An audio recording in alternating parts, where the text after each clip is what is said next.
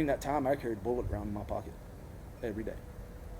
And that bullet was my bullet. For how long? 5 years. And I never got the courage up to pull it out. I just carried it.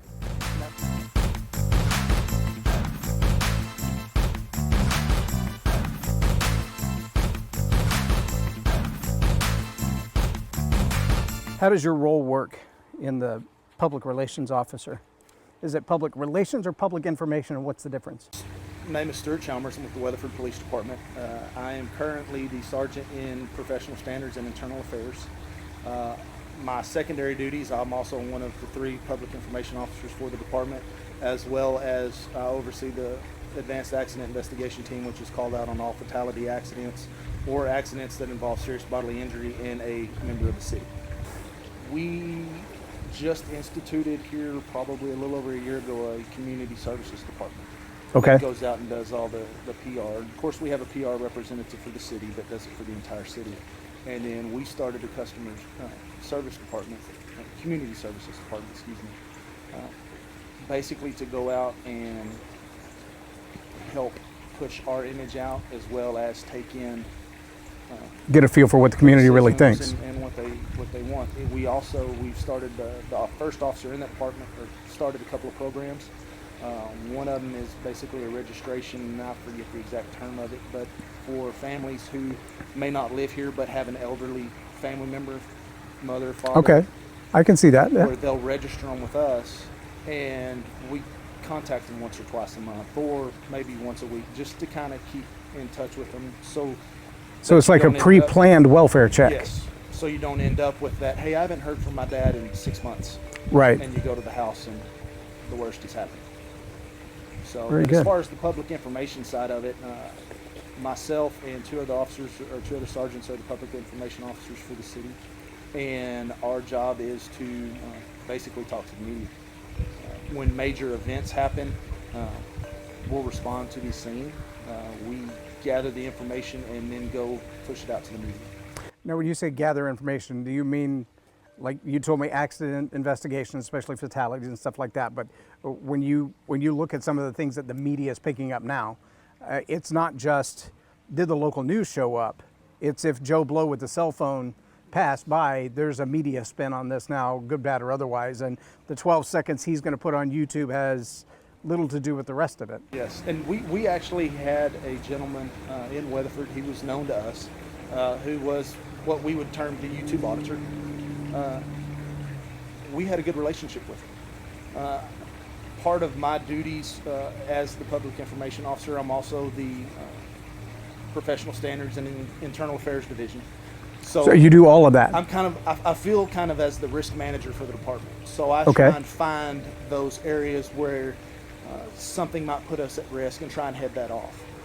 One of those areas was blowing up was the YouTube auditors, where they would come in and try and force a situation to see if the officers knew the law and see if they were going to overstep their bounds. And I started noticing that as a trend on YouTube, and put something out to the troops. And we have it in policy of what our policy is and how we're to interact with those people. And when they showed up, they did exactly as they were supposed to. They had a conversation with them. They talked to them. They provide them some of the information that they could, but they wouldn't try and force the situation upon them. And as such, we didn't have the headaches that a lot of neighboring departments did with those guys. Okay, so you cover Weatherford, which covers a large span of I-20, Yes. which is known as an ICE corridor and a drug corridor.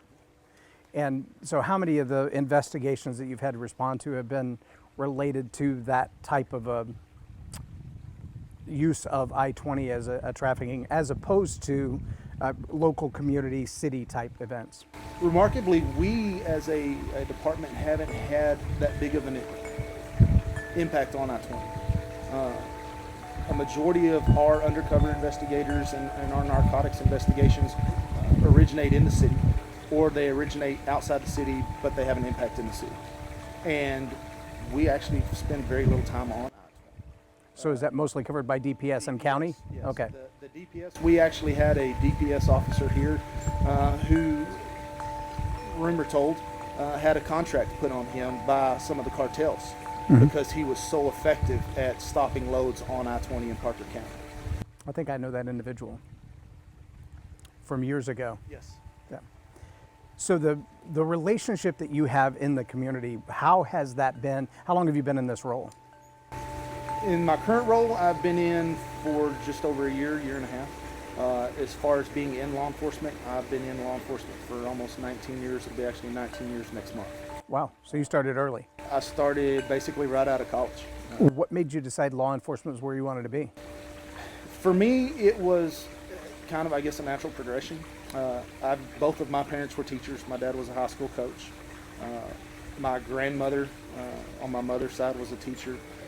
Grandfathers and great-grandfather on my mother's side were ministers.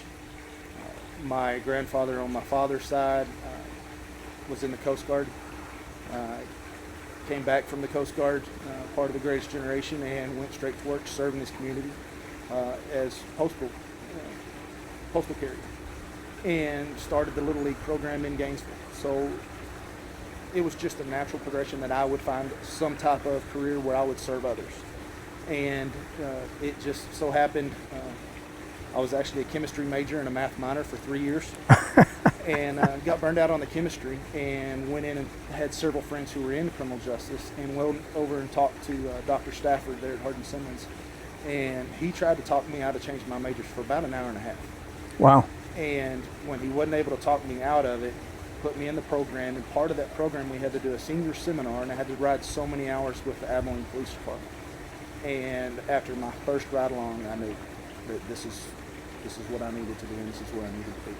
There are a lot of people that would say first responders in general, firefighters, which is what I did, medics, nurses, which is what my daughter does, law enforcement, that it's a lot less of a job. I mean, it's not just the matter of it's not 8 to 5, banker's hours, come home, forget about the job until the next day kind of thing, but it's really in your blood, and it's more of a calling than it is just even a job or a career. Absolutely. And we typically see people at their worst, and there's truly no better time to reach out to them and to show them compassion and to show them that they actually mean something to somebody. And then you leave them alone, and you never see them for 5 or 6 years, and 5 or 6 years later somebody stops you and says, "Hey, do you remember me?" And of course, you're like, out of all the people, yeah, probably not so much. My memory Rolodex is a little fuzzy. The face looks familiar, but I don't remember the name of the place. And they'll tell you, "Hey, this is who I was. This is when I had contact with you. And if it weren't for you, I wouldn't be here." Because Wow. that impact changed my life. And it's that really reiterates that it is a calling. And it takes a certain kind of character. Absolutely. And I guess that's where I feel I kind of set apart from some others, is through organized athletics and playing ball for several years, you're taught integrity. And integrity is doing the right thing when nobody's looking. Right. And, you tie that back also to your faith, because faith is the same thing. You've got to do what's right all the time. And you get to that point where if you don't have the character, and that's what we see some today in law enforcement and also in other professions. We just get the majority of the publicity because it sells. You get those guys who have that lapse in character, and they make a mistake or they cross over that line, and it puts a black eye on all of us. Now, honestly, in the 19 years that you've been doing this, have you seen a progression in training, a progression in screening, a progression in, who are these guys or gals that I'm standing up next to, that they also have a loaded weapon, they also have their own intent, they also have their own internal compass or moral compass, they're making decisions, some by the book, so to speak, and some based on their own life values. Have you seen an evolution or a change in who that those people are from a training and recruiting process? Oh, absolutely. When I hired on with Abilene, they were taking 13 into the academy. And in 2001, spring of 2001, I think over 400 tested. And 400 tested for 13 open slots. 13 open slots. Wow. And Abilene had, and still does, one of the best training academies in the state. They've got a great department. And the background process and the background investigation that those officers do gets rid of that riffraff and Right. the people that don't need to be in the profession. And then the psych evals and going to talk to the psych doctors pulls out even more until you get down to a core. And then over the course of time of that 19 years, those actions have increased in some departments and decreased in other departments. And that's because it's hard to get qualified candidates into the position to test. In Abilene, What do you think contributes to that? I think And when you say qualified, do you mean physically qualified, mentally qualified, intellectually qualified, emotionally qualified? all of it, you've got departments that are hurting to try and seek personnel. Dallas is trying to get personnel. I forget what I heard last week, they're several hundred officers short. In order to get those personnel in and to get those people into tests, they have lowered their standards. Right. Whereas you have departments like us in Weatherford, we've got people calling wanting to come work for us. And we have increased our standards and have increased how we critique people when they come in. We have How many of the people that come into Weatherford are new hires versus repatriated, if you will, from another department? when I first hired on, none. They would not hire somebody and send them to an academy. They hired Fresh. licensed officers. Oh, okay. So And- everybody they hired had already served somewhere else. Yes. Okay. And we had a running joke there for a little while. We called ourselves Little Fort Worth. Our chief had come from Fort Worth. Several of our officers had come from Fort Worth. They would go and retire from Fort Worth and then come work out in the country. So it was almost a gentrification, if you will, Yes. even of the law enforcement. Yes. Interesting. And over time, that has changed with different administrations coming in, different chiefs coming in, having different goals and different philosophies. At the current time, we actually have 5 officers who are getting ready to graduate from the academy in Fort Worth. And they're going to be brand new rookies and just as green as they can be. And do you see that with your veteran status, if you will, the years that you've served, you see that as an advantage or a disadvantage? It depends on if I'm training them or not. It's a lot easier to train somebody who doesn't know. Because they don't have bad habits. Exactly. Right. Versus someone who has 5, 6, 7 years of experience coming in, and well, at my old department we did it this way. Right. This is how we did it, and then trying to break those habits to get them to understand that hey, that was great there and it worked there, but here we do it a little differently, and this is how we do it. From a leadership standpoint, Jack Welch was quoted one time as saying, somebody asked him in an interview, when you come in to take over a company that's just fallen apart, when you come in as the CEO or the interim CEO to fix, which ones of the leaders do you keep and how do you decide who you keep? And he said, I don't keep any of them. And they're like, what do you mean? He said, look, if you've called me in to rescue the organization, it tells me you've got a failure of leadership. And I don't care what level they were as a leader, a VP or a senior VP, an executive VP or a C-level suite. If they couldn't fix the problem before, keeping them isn't going to give them a chance to fix it. They simply don't know how. And if we don't realize that, then we just, like you said, we inherit the problems that they already have. The bad habits come with them.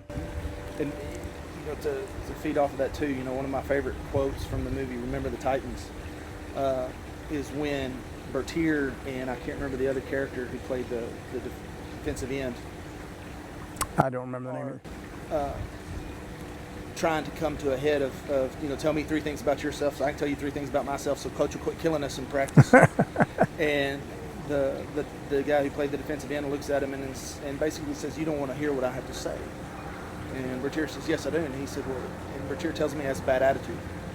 And the guy looks at him and says, attitude reflects leadership. And I wholeheartedly believe that in any organization. It's the leadership's responsibility to set the parameters for that attitude. And if you have great leadership and that leadership is plugged in and involved, and like we have in Weatherford, because we're a small department, you don't have that many layers between the chief and the frontline patrol officer. And those officers understand what chief wants. So we don't have a lot of the problems that other departments do in the major cities.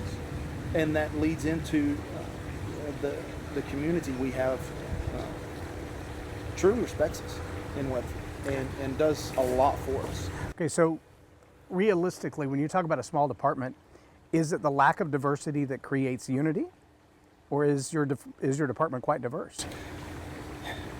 We're not as diverse as what we could be. We have we're probably 80% white, if not more.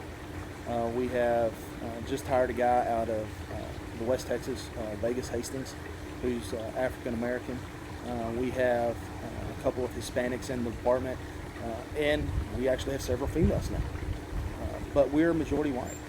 But even then, when we deal with people in the minority community, I haven't seen it, not to say that it doesn't exist or it's not there, but I haven't seen the issues that you see in a lot of the big cities, a lot of the major cities. How does the diversity makeup of the department reflect the diversity of the community? We don't match up probably with the community.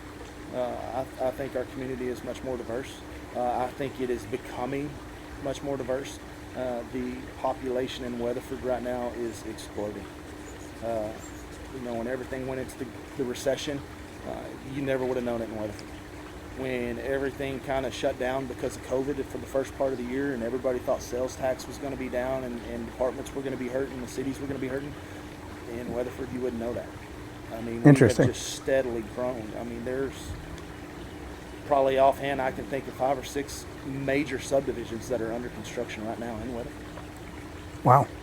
So when I came in 2006 was a bedroom community. What was the population then versus now?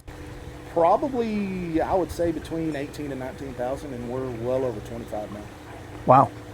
So about a 25% growth. Yes. And I remember when I first hired on, I was working night shift. And of course I love nights, and I always used to tell Leslie that's when my people came out to play. At night you could police. Right. At daytime you were taking reports and doing PR. Right. And at nighttime, it's an office job during yes, the day in a lot of ways. We would work and we'd be steady busy we'd come on at 6 in the evening and we'd hump it until about midnight or 1 o'clock. And then we'd go do our paperwork from about 1 o'clock to 3 o'clock, and from 3 o'clock to 6 in the morning we were all down at the Petro eating because it was dead. There was nothing going on. What's the average response look like in Weatherford? And by that I mean, what kind of calls do you get? Probably a majority of our calls right now are disturbances. We get lots of domestics, but that's to be expected. That's one of the growing call types in all of America. And you can credit that to the breakdown of the traditional family. Well, and COVID probably has a big thing to do with that. I know suicide rates and we saw an increase in COVID with our domestics. You're going to see an increase, I feel, as school starts back up, of abuse cases towards children. Now that they're getting back into schools. Not that it hasn't been happening, it's just been unreported. It hadn't been reported because the majority of your reports come from outside. Teachers and counselors, yeah. Because they're the ones that are exposed in a subjective environment. Absolutely. What are the kind of calls that, when you're in patrol, are the nightmare calls when they come in? The ones that you either fear for your life or feel like I need to call home and let mom know I'm headed out. What kind of things run through your mind when that call comes in, and what kind of call is it? For me, I don't know if I could actually give you an accurate answer to that because that kind of never really hit me. When I was on patrol, when you get that call, I always started the what if game. And while I'm driving to that scene, well, if this happens, what am I going to do? And if this happens, this is what I'm going to do, to try and prepare yourself for that. Now, after my shooting incident in 2009, I can guarantee you that if I respond to a suicide and subject with a weapon call, that makes me text. That sets me back. Why is that? Is it because of the memory of the actual experience? Absolutely. It takes you back to where you get to that point where you see, up until that time, and my wife will tell you the same thing. I was a completely different person pre-shooting than I was post-shooting. And at that time, it's kind of like your innocence is gone. You squeeze that trigger and your innocence leaves. And you are no longer the same person. And I was fortunate right after the shooting to speak with a peer response leader out of Fort Worth and Billy Mitchell, and he told me, you've got to find your new normal. Granted, it took almost 6 years to find my new normal, Wow. but when I got to that point, from that point forward, things have been a lot different. Now, realistically, my training is in leadership, so I do a lot of training in the psychology and response and things of that nature. But one of the things that really elevates quickly is an incident that raises an awareness that before was simply a blind spot. So for an example, the situational awareness of a domestic. Most people, even if it's just through the news, have heard domestic violence responses are some of the most volatile. They're the most unpredictable. Everybody's already at their heightened, the reason the police are called is because they're at their heightened level of emotion. Everybody's pissed off. There's nothing good to come of this a moment. And so simply arriving there, your first role is de-escalation, but that's not always possible. And if one of those persons is already injured and looking for revenge, they look to you as a tool for their revenge. And if the other one already has a weapon, then they look for you as an obstacle to their revenge. And so either way, it's a no-lose. But the awareness of being in that moment the first time, that you realize, 10 feet away seems like nothing, but a guy who's 6 foot tall with a 3 foot long arm and a little bit of a leaps, and that knife's plunged all the way into your chest in a single leap, and that's hard to predict. And I would credit a lot of how I react to those situations to my training. I was, like I said, very fortunate to go through the Abilene Police Department's academy, and they did a lot of hands-on, scenario-based training. And we responded as cadets having no clue what we're doing. Right. To domestics that were set up. And some of them were winnable situations. Some of them, they forced you to take action. And through that training, they would come out and they would say, hey, did you see the knife on the countertop next to the guy who was mad and upset? And you go, no. Tunnel vision. And then the next time you were in there, the first thing you're doing, you're looking around going, okay, where are all the weapons? And you don't look at him, and he's got a gun in his waistband. So absolutely, those types of situations are very dangerous. And to follow closely behind that, I would say that one of the other most dangerous things we do is traffic stops. Well, and that suicide call that you talk about, I mean, you roll up on a suicide call, and the first thing in your mind is this person already wants to die, so to de-escalate them to save their life is against their will. It's already counter to the moment. And then add to that, if they're intending to harm themselves or they want to harm themselves and they have a weapon, they may use you as the weapon by threatening you to a position where you have no choice, but suicide by cop was what they had planned all along. And now you're just another tool in their tool belt of accomplishing their goal, which is to end their own life. And they do it selfishly because they want to end their life, not realizing the toll and the impact it's going to have on that officer and his family or his department, depending on the race of the shooter and the race of the suicidal person for the rest of their lives. Well, and you said your incident happened in 2009. One of the questions that I like to ask is how has the world changed since you started in this role?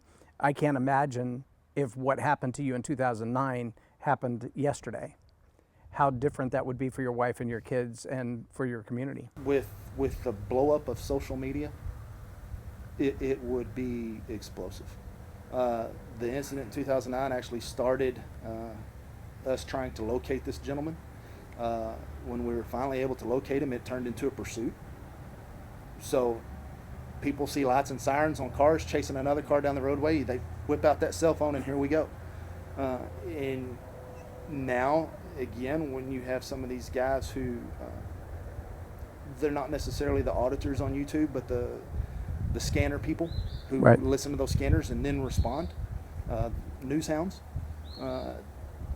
they're going to go, when they hear that on the scanner, they're going to go try to get as close as they can and have that cell phone. And absolutely, I mean, what took probably a day and a half to blow up would have been 60 seconds. When some of these people on YouTube and Facebook have, 500,000-600,000 followers, Twitter, all that. Your local news agency barely has that kind of following. Yeah. I mean, it blows up immensely. And not just in your community. Right. It's worldwide. And you have people outside your community who have no knowledge of personhood, no knowledge of relationships, no knowledge of community standards or expectations or past experience, just an extremely isolated sliver of an incident. And their own opinion of worldviews that just launches it. Okay, so let me ask this really personal question from that standpoint. Just in reference, we've talked about the impact to your wife and your kids. How differently, not just the media game and the virtual explosion, if you will, but how do you think the world reaction to the incident, if it were moved from 2009 to 2019, how do you think that would have impacted your children differently, given their ages then versus given their ages now? Their ages then, they were too young to understand. Okay. I think my oldest had a little bit of an idea when Daddy didn't go to work for about 4 weeks. But my youngest, Oblivious. yes. Okay. Now, with them being a senior and a sophomore, I think it would impact them greatly. We're fortunate that we're in a small community. They have very tight-knit groups of close friends that I feel would lift them up and not tear them down. You take me out of this community and you put me in a different one. Even say go to Weatherford, where you put my son in that high school that has 3,000 or 4,000 people in it. There's going to be groups in that high school, just statistically speaking, that are going to shun him. Already have a different bully him, respect. Yep. and go after him and my daughter as well because your dad's a cop and he shot somebody, regardless of whether it was justified or not. And so, yeah, I think right now I'm very fortunate that I'm here. And I can say that too, looking at it on the national level. What happens, rural Texas, rural America, is not going to get as much publicity as what happens in Detroit, Chicago, New York, Los Angeles, where you've got those major media outlets and, they're going to be all over everything with a fine-tooth comb because it's sensational and that's what sells their papers. Right. It creates eyeballs. Yes. So what was the emotional toll on you in the immediate following aftermath? In the immediate following, your training kicks in, and I think the hardest thing for me was I got on the radio and said what no officer ever wants to say. I was a patrol officer at the time. I was supervising a shift. The sergeant was off. The corporal had been injured. They had actually pulled me from a special response team over to that patrol shift because the corporal had been injured, and I was the senior officer. My next officer with the most experience on that shift had about probably 2.5, maybe 3 years. And you were at roughly 10 years at that Yes. point. So I had a lot of what I would call babies, and I had called in some assistance and called in some help. And I got a couple of my undercover guys over there who were well versed in dealing with situations such as this because they had been on several of them throughout their career. They probably had twice the amount of time on as I did. What was the initial call? The initial call was that this gentleman was trying to get in touch with his recent estranged wife and wanted her to come out to their place south of town, and had been calling his dad all day threatening suicide. And we were able to locate him on cell phone. And I had his estranged wife actually in my Tahoe, and I was actually training that night, one of our reserve officers. And we got it set up to where we would try to get him into an open area where we could kind of surround him and talk to him and try to begin that de-escalation to talk him down. It went south from there. He made one of my other officers, and we initiated a pursuit. And it ended up at the back of his dad's house, his dad's residence. And we had a standoff there for probably, what seemed like an hour, but in all actuality was maybe 5, 10, 15 minutes. Wow. I can fully remember, I was posted up on the back of a Crown Victoria. I have my rifle on top of the vehicle. I've got my radio sitting in front of it, and I'm talking on a cell phone to a commander, the radio to dispatch, and still trying to tell everybody else where to go and what to do. Eventually he's able to get through the gate, and we followed him down to the house, and we as a group made a conscious decision that he's not going to go in that house. because his dad was in there, his mom was in there, and his children were in there, and we were not going to go into a hostage situation. And we got him to where he finally sat down outside on an air conditioning unit. We talked with him again for what seemed like an hour, but Was that at a great distance or at arm's length? I had one of my undercovers was between him and the door to the house, and I had another undercover that was probably 8 to 10 feet behind him with a sheriff's deputy right with him, and then I was the next, and I was probably maybe 20 yards away, posted behind a tree. Another law enforcement professional had a rapport with this individual and was in the process of talking with him, and looked like he was going to surrender his firearm. And he was handing it up to this gentleman, and at the last second, all the color went out of his face, and his whole facial expression just changed. And he raised it up and pointed it towards the door of the house where my other undercover was. And at that point in time, I saw Detective Peel barrel over like somebody had hit him in the gut, which immediately to me, he got shot. At that point in time, I fired my rounds, the other two officers fired their rounds, and I got on the radio and I said, "Officer down." And I think for me, that was the biggest hang up for me that took me the longest to deal with. James wasn't shot. He was actually jumping out of the way. But to me, my mind saw, gun up, he ducks, he gets kicked back, he's been shot. So at that point, everything went into training mode. Get the ambulance there, get access there, secure the scene, secure the perimeter, take the involved firearms, secure them in the patrol unit, and make the notifications. Everybody gets there, everybody does their job, the ranger gets there to investigate, and I finally get kicked out. Before that, probably I would say an hour and a half after the shooting, my deputy chief comes over and goes, "Have you talked to your wife?" I said, "No."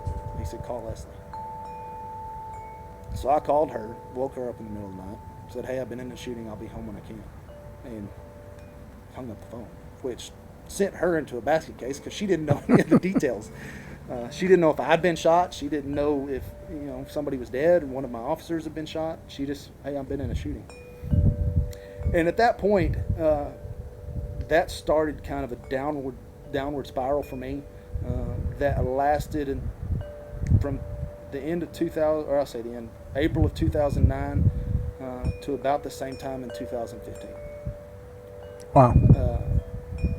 I'd go along and I went through the process and went through the motions and the steps with the peer support group, and typical man, I got this, bring out the machismo and I'm good, I don't need any help, and I didn't, and I trudged along. Then it started kind of hitting you a little bit here, a little bit there. You'd have some of the flashbacks. I could still smell the same smell in the air of the gunpowder, and I could feel the dampness on my skin because it was misting, and it'd be a day like this. It got to the point where I started to drink, and I literally, for the better part of about 3.5 or 4 years, lived in the bottom of a 12-ounce can. I would get home at 6 o'clock in the morning. I'd have a couple of 3 beers before I'd get Leslie and the kids up and get them off to school and to work. And then when they'd go to work, I'd have 6 or 7 before I'd go to bed. I'd wake up and I'd have 1 or 2, and it was enough that time is ready to go to work at 6 in the evening, I'd be okay. And then my work product started to get affected, and of course my home life's going crazy. Leslie was basically a single mother for 4.5 years. Wow. And I started to get angry, and I abandoned my faith during that time. And I blamed God for, why did you do this to me? Why did you put me in a situation like this to where this is going to happen to my family? And now this is happening to me. And my deputy chief now, he was my lieutenant on patrol, and he called me in and to give me my evaluation because I'd promoted to sergeant. And he said, "Is that shooting still affecting you?" And I said, absolutely not. I'm great. Let's go to my evaluation. And he didn't take that for the answer. And he asked that follow-up question. And he pushed that envelope. And after probably 30 or 40 minutes, broke down and said, yeah, it's still hitting me. And he facilitated and assisted getting me into counseling. And I started going to counseling. Had a really bad weekend with Leslie and drinking, and almost ended up hurting myself. And came back, and she basically came in and said, either the beer goes or I'm taking the kids. And the beer left. The following week, we joined Greenwood Baptist Church, and a couple of weeks later got rebaptized and started to get back into that fold. And then it was probably a month or two later, I went to a post-critical incident seminar class at Sam Houston State that's put on by their criminal justice program, and was down there for a weekend and spoke with other officers who had been involved in shootings, who had been where I was at and now are on the better path. And we spoke in a big group setting, and then they'd break us down into small groups. You know, it's like going to church. You have big Right. congregation, and they get up and preach, and then they break you into small groups and they talk. And one of the gentlemen who was in my small group was a guy named Andra Gibson, who's actually one of our chaplains now in Weatherford and lives in Abilene. And he had some words for me, some harsh words for me, and basically that, you know, I had abandoned my faith, but my faith didn't abandon me. And hearing that, believing that, and then having what, you know, I refer to as voodoo, where it was a EMDR to break the tie between my brain and the emotion of those events. And I left after that 2 days, drove back, and I've been completely different ever since. I still have days where it's been bad, but I have more good days than I do bad. And as I've gone through this process and gone through this and grown both emotionally and spiritually, I've been able to come to more of a term with what happened, the incident happened, why it happened, how it happened. And I feel that I was put through that so that I can maybe prevent somebody else from going through the same. One thing that I told Leslie, because last April was the 10-year anniversary, and I finally was able to speak to her about it. During that time, I carried a bullet around in my pocket every day. And that bullet was my bullet. For how long? 5 years. And I never got the courage up to pull it out. I just carried it. Now, this is going to sound really weird because it almost sounds like a talisman, especially when you're walking around in uniform. You got a fully loaded clip or two on your belt to begin with, and a fully loaded and possibly even chambered round in your sidearm. Why would you put one in your pocket? Because that one was mine. That's the one that I felt this was, if I was going to do it, this was going to be the one I do it with, not one of the other. Because I had that 46 round count. I had 3 15-round magazines and one in the pipe. And that's what I was given to carry on duty. And I wasn't going to use one of those because those were the departments. They were accountable to something else. Yes. And this one, Interesting. it was mine. So, you know, I went through a command college here last spring. And one of the topics was officer wellness. And part of that officer wellness, you know, we're moving into a new philosophy, so to speak, across the board of, you know, for so long you see fat cops. And now it's, well, we've got to get physically fit. So we're going into the physical fitness and we're doing the wellness. But wellness isn't just about your physical well-being. Right. It's your mental well-being, it's your health. You know, it's everything. And I put even on top of that, you know, also your spiritual well-being. And I was able to sit in that class, and I talked to the professor during lunch one time when we were the only ones in the class. And I told him this same story and told him what I had been through. And that gave me the courage to then turn and tell the entire class. You know, because we're all sitting in class, there's 20 cops in there, and we're all big and tough and strong. Yeah. And to sit there and let them know that, hey, you're all leaders in your respective departments and in your respective divisions. There may be somebody who's just like me that you don't even see, you don't even recognize, that's gone through that, that's seen that, that may feel that way right now. You know, so, you know, and that's, you know, you and I talked about some of the questions you might ask, and one of them was, you know, what would you ask, you know, your ministers and stuff to pray for or to even counsel? And, you know, I was fortunate when I got into Greenwood, the pastor down there, Brian Bond, he doesn't settle for the easy answer. You know, and that's what I would tell people is don't settle for the easy answer. If somebody asks you if they're okay, they may say they're okay.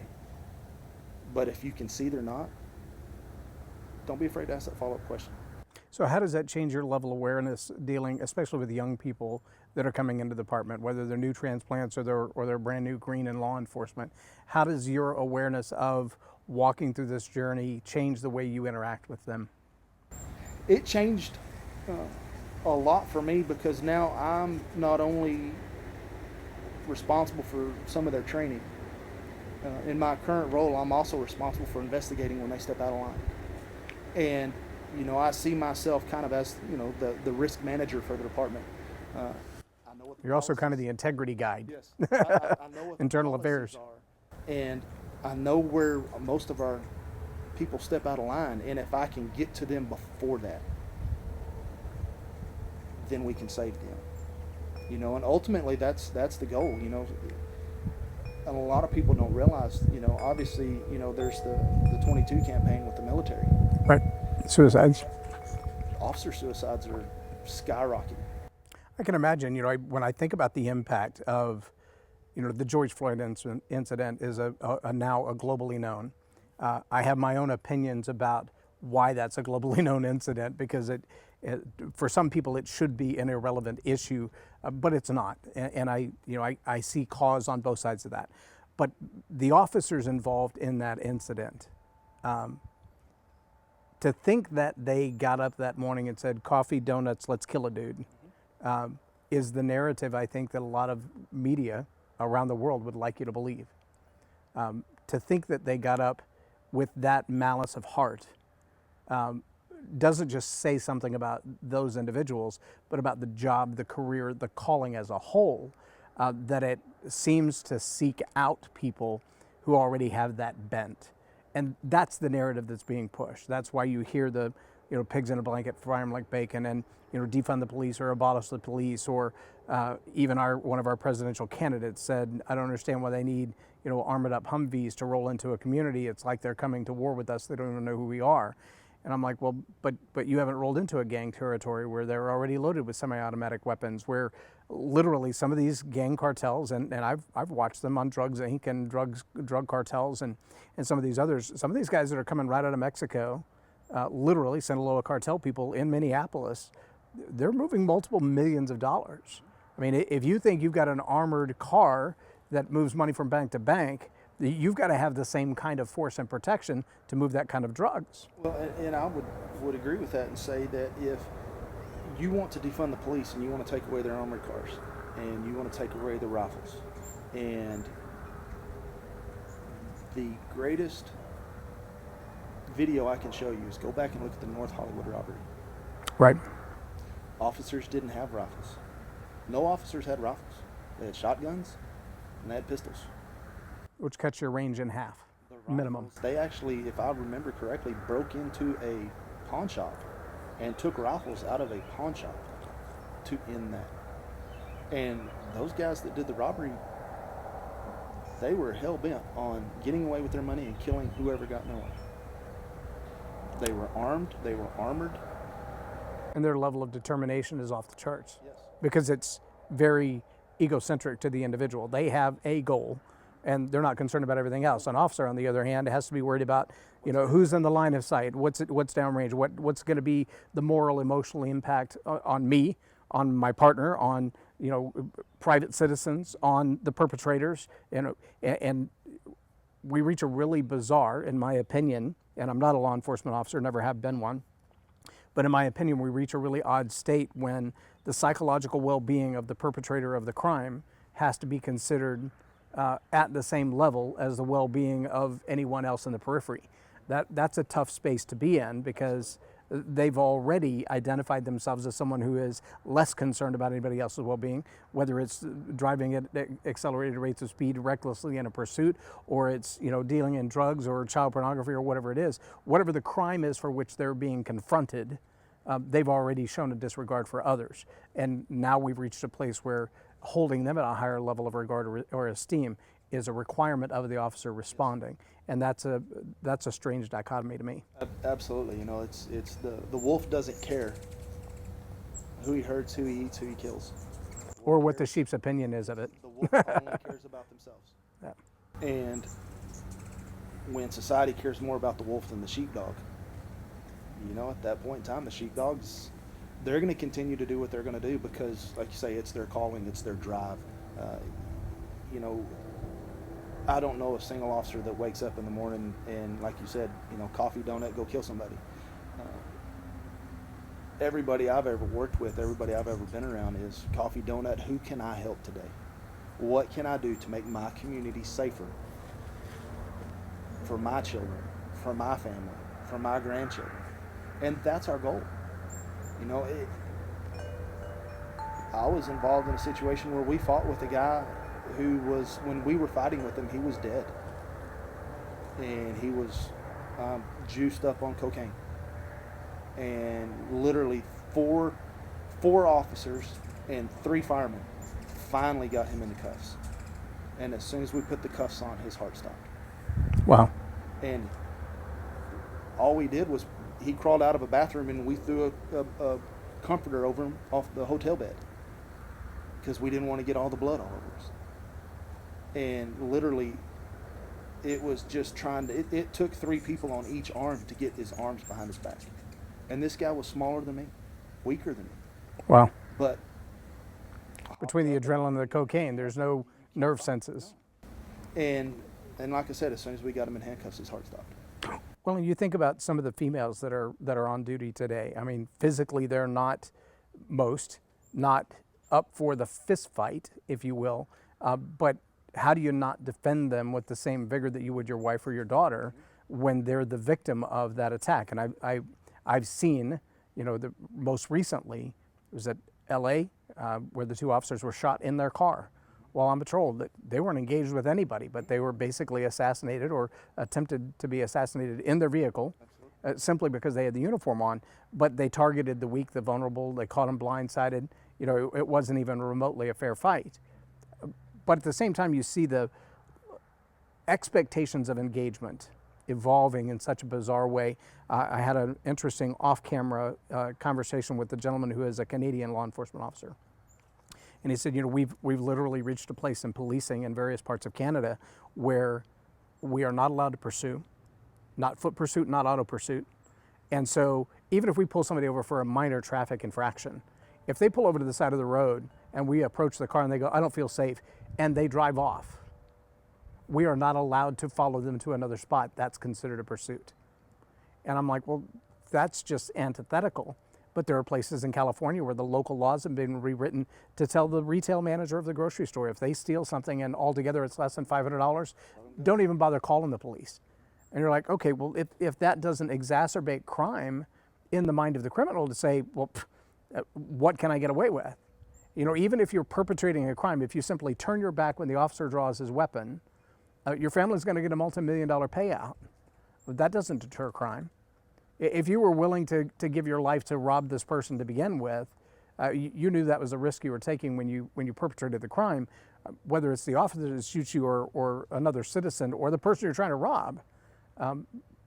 To expect a payout for your family as a result of that behavior, to me that seems antithetical, and yet on a local administrative level, we're seeing that kind of stuff rewritten. It's like I guess it's in Dallas, the DA said we're not going to prosecute the low-level tests. Right. You know, and when the criminals say, hey, like you said, they're not going to prosecute me for this, I could steal $99.99 of whatever I want, and they're not going to do anything to me. What's the point in having the law on the books? Well, and you have the double standard. I mean, if a private citizen says to some man, I'm going to kill you, that private citizen can be arrested and charged with assault. And they're going to, at minimum, pay fines and pay lawyers and spend time in jail potentially, and over a few words that are said. On the other hand, you've got some of the peaceful protesters who are screaming death threats by name, showing up in front of the mayor's house, showing up in front of other people's house, and perpetrating a more heinous, more direct threat of life assault with zero prosecution and zero even threat of prosecution. Nobody's even said you're going to be held accountable for that. Or when they get arrested, they go down, and the next day they're all kicked out and said no charges are being filed. Right. And the big thing about that, not only does it empower the criminal, it also demoralizes Law enforcement. because why should I work if you're not going to prosecute and do your job? Well, Why should I do this? And you're basically telling your cops and your law enforcement in those cities that you're not needed. I saw a news report just yesterday of the peaceful protesters, a particular gang, and I don't have the name off the top of my head, but a particular group who is now throwing protest parties. Did you see that report? So they identified a gentleman in a neighborhood because of the candidate he supports, whose flag he had on his front porch. And they identified him. Several live stream videos said he's a racist, that he's been harassing his neighbors, et cetera, et cetera. And so they showed up in front of his house in the middle of the night with sound systems and barbecue grills and lights shining in the windows and, everything they could to harass him and, terrorize this private citizen in his own home. And the neighborhood didn't stop him. Nothing happened. The harassment went on till, late in the night. Finally, they caught a cell phone video of him inside his house, apparently pulling the bolt back on a rifle. Now he's inside his house. He hasn't pointed at anybody, but he's, quote, brandishing a weapon. That's what he was arrested for on weapons charges, because inside his own home, he brandished a weapon that they could see, and they got video of it. So the 300 people in his front lawn trespassing, disturbing the peace, terrorizing a private citizen over the flag he chose to hang in front of his house, and whatever other accusations they could make up that nobody has any proof of, he went to jail for potentially defending himself. That upside downness in law enforcement and the way that it's applied gets really disturbing, I think, for those of us who are simply private citizens. Absolutely. And, I think a direct action on that, too, is like you said, the attitude that your law enforcement is displaying is a direct reflection of that leadership. Right. And in your communities, that leadership doesn't stop at the chief spot, because the chief still has to answer to somebody. And when you get to that politically elected official who's got to appease the masses, which mass speaks the loudest is the one that gets appeased. And I think in a lot of those cities like that, where that would happen, I would dare say that they're appeasing the side that doesn't need to be appeased. And that goes back to your saying about, we're going to allow these people to break this law, but when this one breaks this one, we're going to arrest him. Right. And one of the things I always trained my troops on, and even when I was training, even when I became a supervisor, I always told everybody, not everybody deserves to be arrested.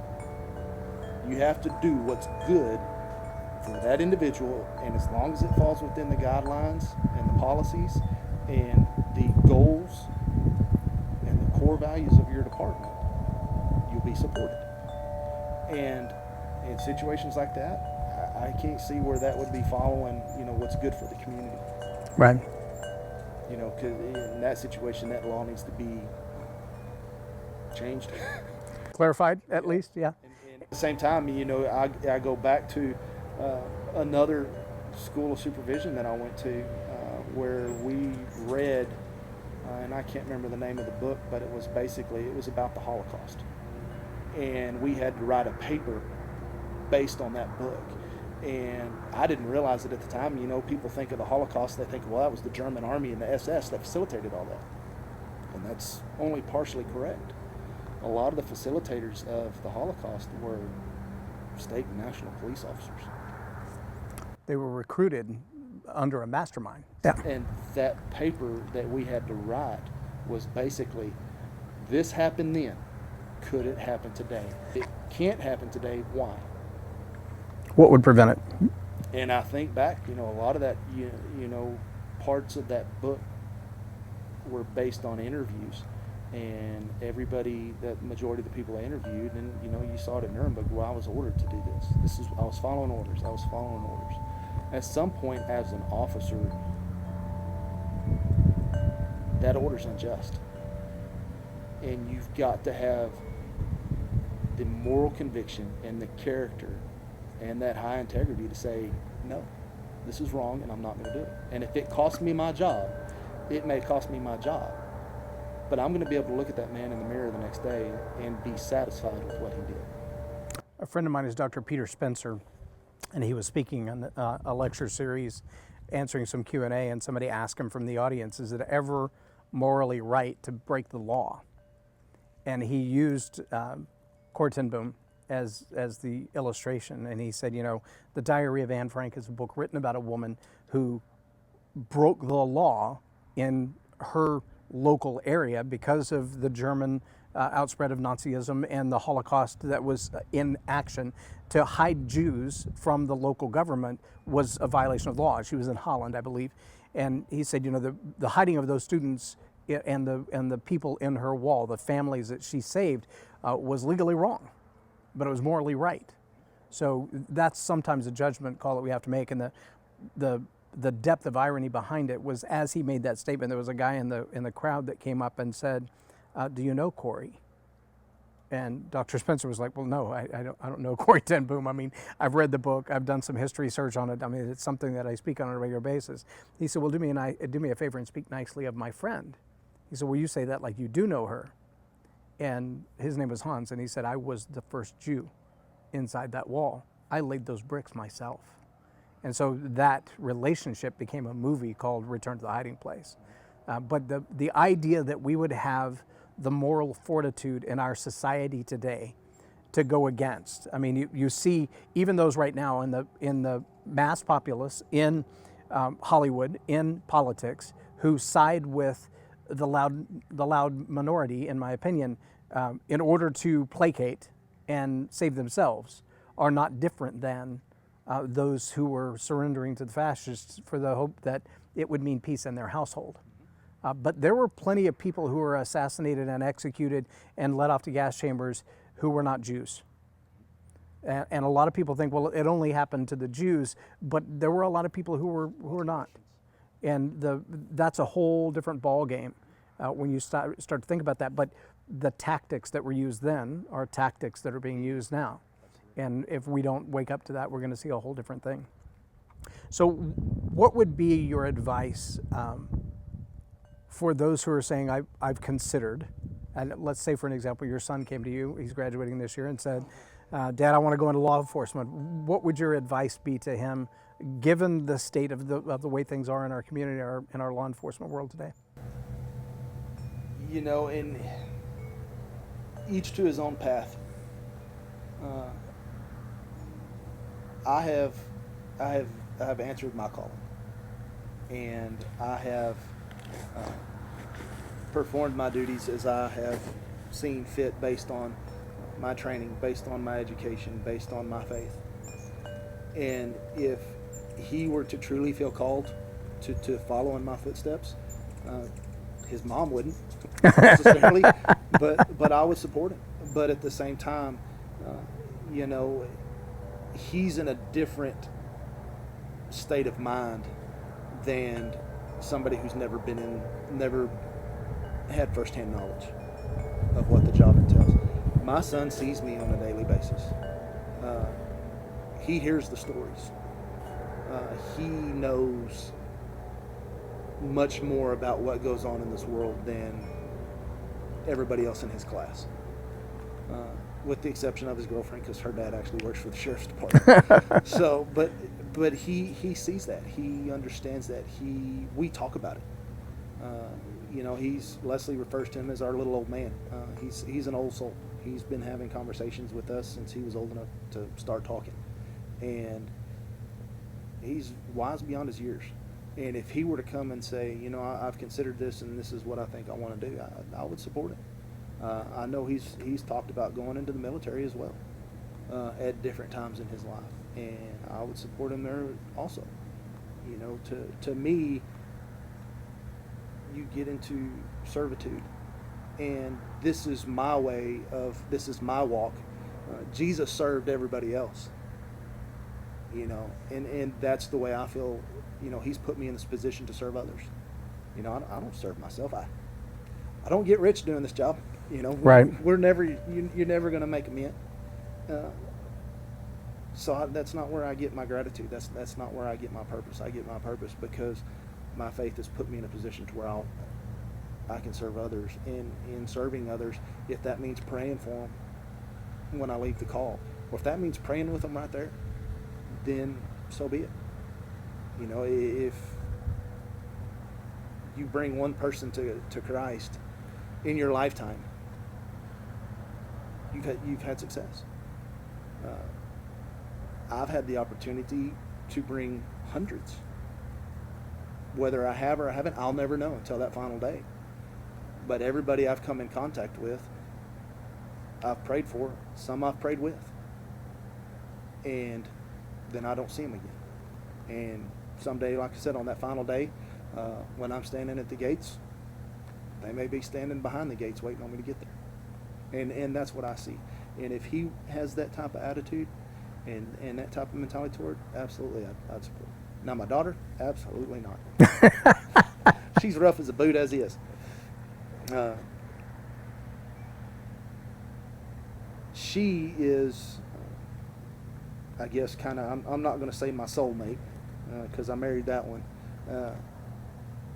But I guess I'd call her my soul whisperer. She has always had a knack of knowing. And I think that's because when I originally went through the shooting and went through all that, she was so young that she still wanted to be held all the time, and I would end up holding her. Or I'd end up sitting watching TV with her because she liked to watch cartoons, and I was... Zoned out anyway. So, you know, I think and she's actually on some of her, I guess they take tests in school now to say, you know, this is kind of what you're geared towards. And she always comes back and says, well, I took another test today. It says I'm going to be on law enforcement. Of course, Leslie, no. But, you know, and with her too, you know, I would honestly say the same thing. If this were a profession that she would choose, I would have to support them. I might not like it because I know the direction that the pendulum is swung right now. But I would hope by the time they would have the opportunity to get a job or to be hired on, that pendulum might be on its way back towards the center. You know, things aren't going to be bad forever. You've got to have the faith and the hope that it's going to get better, and it will. And like you said, it's a pendulum too. I mean, we looked at our soldiers coming back from Vietnam, and most of them were spat on, called names, called baby killer, and everything else because it suited the political agenda of the season. Coming back from Desert Storm, on the other hand, many were lauded as heroes and standing ovations in the airport and things of that nature. And that was the season that I served in. But I remember when I went in the late 80s, they told us don't ever wear your combat uniform in the airport. And in fact, we recommend that you travel in civilian clothes, even if you're traveling from base to base. Take your uniform, you know, wear your clothes, take your uniform, change in the airport bathroom if you have to, if you've got to report in uniform, but don't travel in uniform. And then by the time I got out, they congratulated people who traveled in uniform. They recommended it. And so even in that short season, there's an evolutionary swing, if you will, a pendulum swing from one side to the other. Well, I really appreciate your time. I appreciate you taking the time to share your story with us, to tell us, you know, what's going on. As I've said before, Kingdom First Responders is really about knowing that overtly we are countered with a narrative that is a negative narrative. It's a negative look from the sake of the media, from a lot of the population. And my opinion is that negative narrative has an ulterior motive. It has another agenda. And it's not about truth. It's not about evidence. It's not about data. It's not about facts. It's about someone else's opinion and somebody else's agenda. That's just my opinion.